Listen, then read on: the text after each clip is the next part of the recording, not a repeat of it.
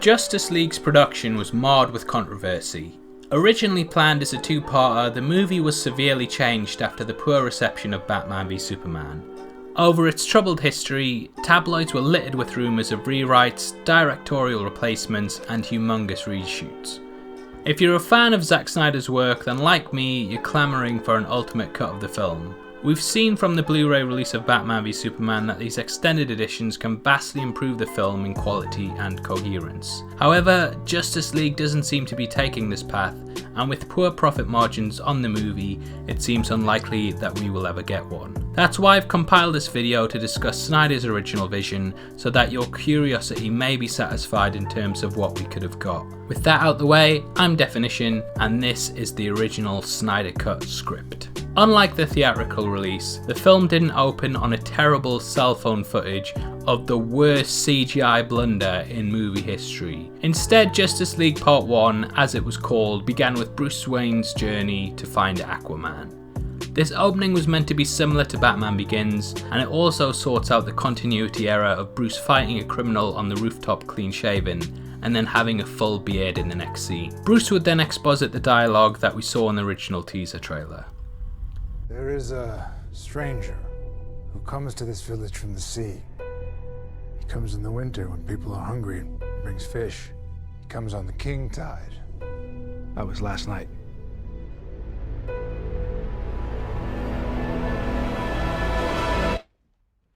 Talk.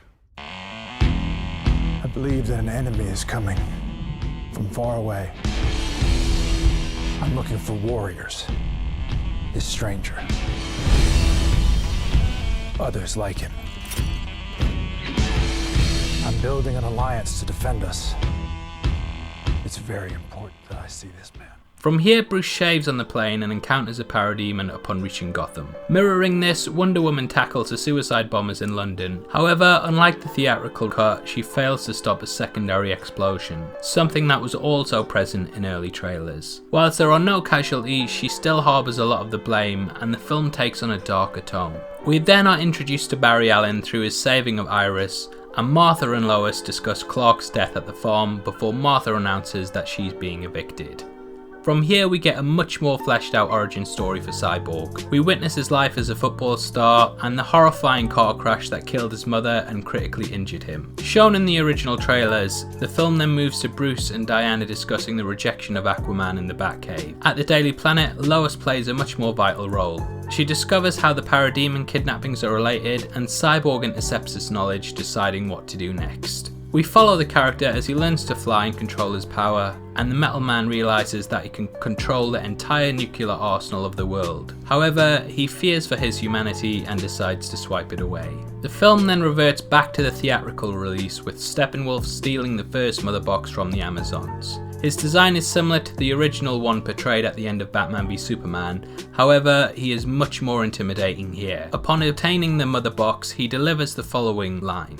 No protectors here.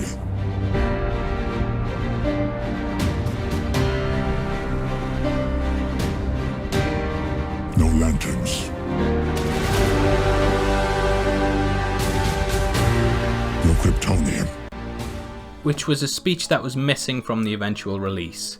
He explains the unity and then makes his way to Atlantis. The Amazonians send warning to Diana and she rejoins Bruce to discuss Steppenwolf. She informs him of the first time Steppenwolf attacked the planet. The battle scene plays out similar to the theatrical release, however, Green Lantern, Zeus and Ares all get lines, and the characters play much more important parts than their cameo-like appearances in the theatrical release. Bruce seeks out Barry and Diana begins her quest to find Cyborg. In Atlantis, Steppenwolf attacks. This time, however, he is joined by parademons which distract Aquaman and the villain is able to attain the box.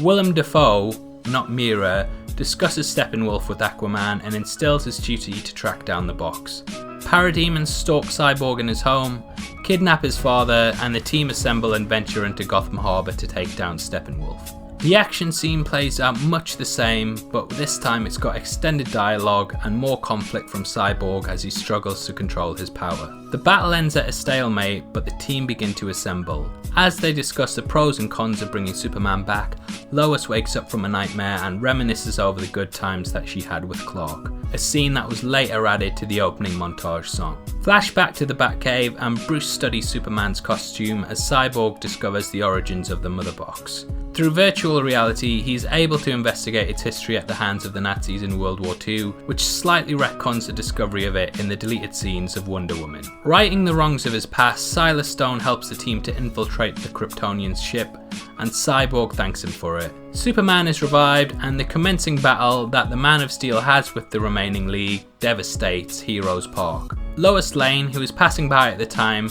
hears this and runs to the confrontation to save Clark from killing Batman, similar to how she did in the Martha scene of BVS. This is where we would also see Cyborg telling the police officers that they should probably move. Clark and Lois arrive at the farm and discuss their engagement. This scene was shown in trailers, but cut down for the theatrical release's strict run time of 2 hours.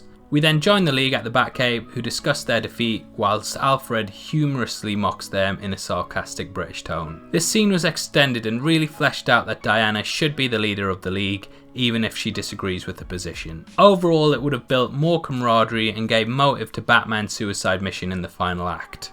The League would then embark on their journey to take down Steppenwolf, and we would see a much grittier journey in which Batman arms up the other members.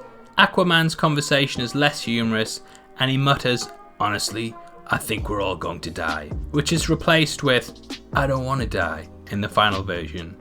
This was a lot longer scene in which Cyborg laid out the strategy, and the team really bonded before they went into what could be their last day on Earth. Superman journeys to the ship for his suit.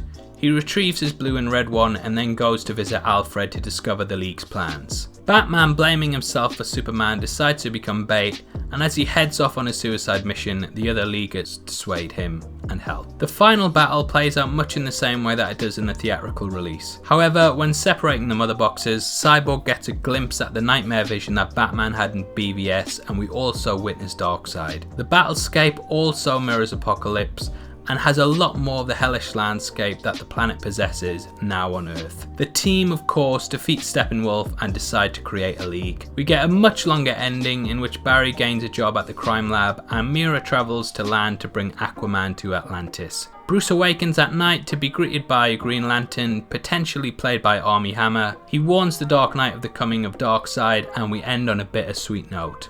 So that is my piecing together of the original Snyder Justice League script.